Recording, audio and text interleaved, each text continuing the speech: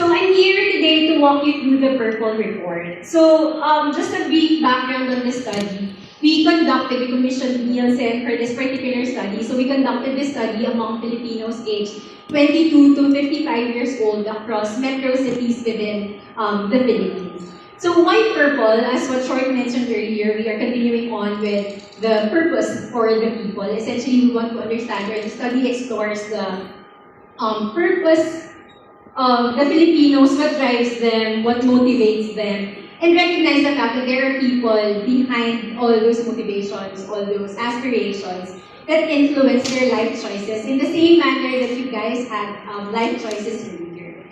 So allow me to start with the aspiration. So what we found out, the common goal of the Filipino in our study is to be or to have a good to be in a good financial state. When you are in a good financial state, or when you are financially stable, you actually have, you make sound decisions for your dependents or for your loved ones. Unfortunately, like our being kaninang umaga, there are life alerts, there are unexpected events that would happen, and some are not naman pangit, parang lahat maganda, hindi din lahat maganda. So, there are unexpected events that would happen, there are concerns and worries that would happen, and what happens is there tends to be a shift in priority. So that's why we try to find out what matters most to Filipinos. And what we saw in the study, these are grouped into three major buckets. So life is a major consideration for most Filipinos. If you will notice, 9 out of 10 Filipinos are largely concerned with life-related concerns. Ano yung mga to?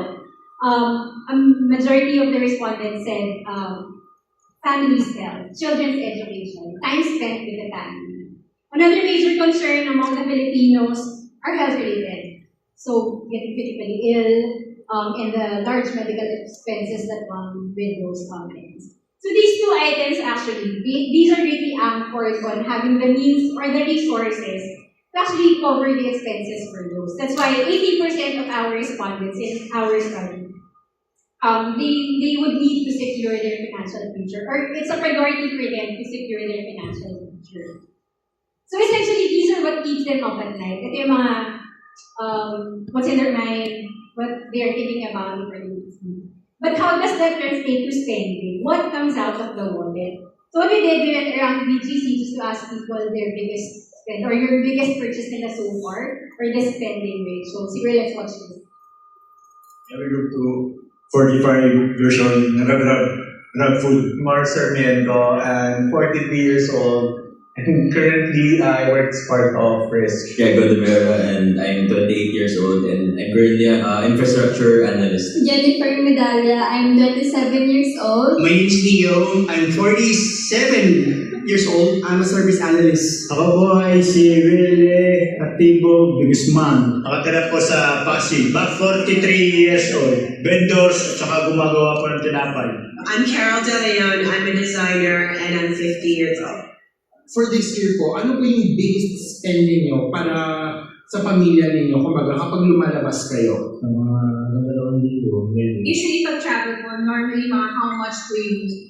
I normally budget parang $500,000 Asian countries, and then kapag domestic, more mga 100. This year po, sir, what was your biggest spend in traveling?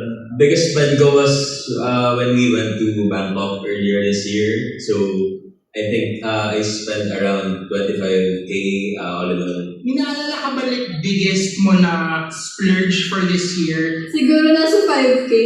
Parang pampasko na. What was your biggest spend for the year when it comes to traveling? I would say 20K, just local. Magkano po yung gusto nyong i-spend doon sa motor na yun? Like yung budget ninyo po? Ay, ang budget ko po doon sa motor eh, sana ay mga 15 lang. Ay medyo napaganda at sabi ko nga, sige, sa kukuha ka ng hulugan, ang laki. Eh dito na sa kas kong bilhin 20,000. Wala ka na months na babayaran. What's your biggest spend so far? I could spend up to $500 to $1,000 on one trip. Yeah. Okay, so if you will notice, diba, most of their responses were recreation, travel, dining out. But actually, the bigger picture is this. This is the practical reality when we ask the Filipinos about their monthly income allocation. Filipinos kasi we're very practical, di ba? So, what happens is, and as expected, more than 30% of their allocation goes to basic expenses. Ano ba yan? Bills, utilities, food, grocery. I think kasama na din dito expenses natin sa pets, like yung example natin kanina, di ba? So those are types of things that we prioritize. So what normally happens is, yung financial planning takes a secondary priority. It becomes a secondary priority. We take a step back in terms of financial planning. However, if I may just highlight, if you will notice, si insurance at si leisure, in a recent study, balance na sila.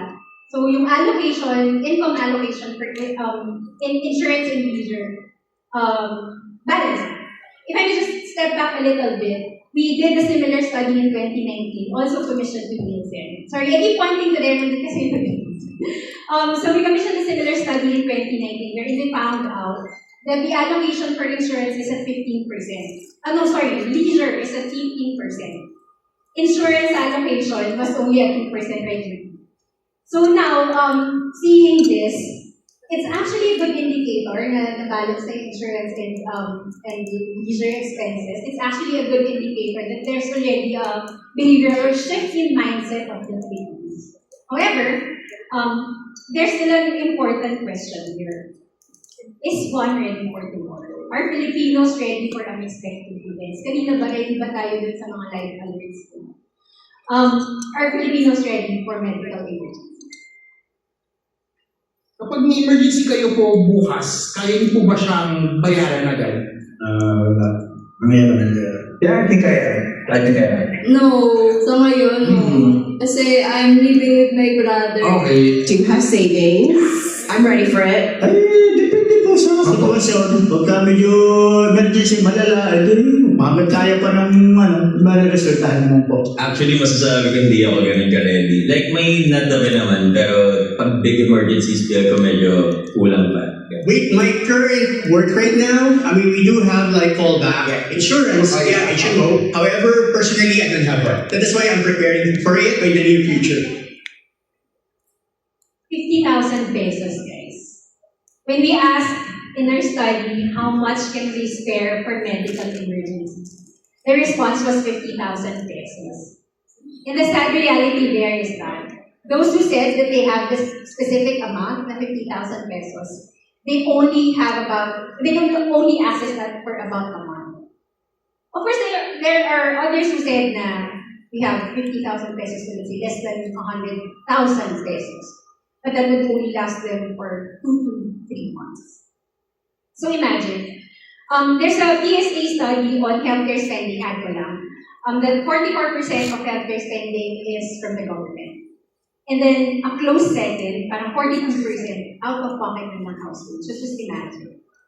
So with that spending window, we also asked the Filipinos, where do you get your funds when you have medical emergencies? And what we found out is that 80% of them said they would tap their personal savings or emergency funds. 5% or 50% of our respondents said they would get support from family and relatives.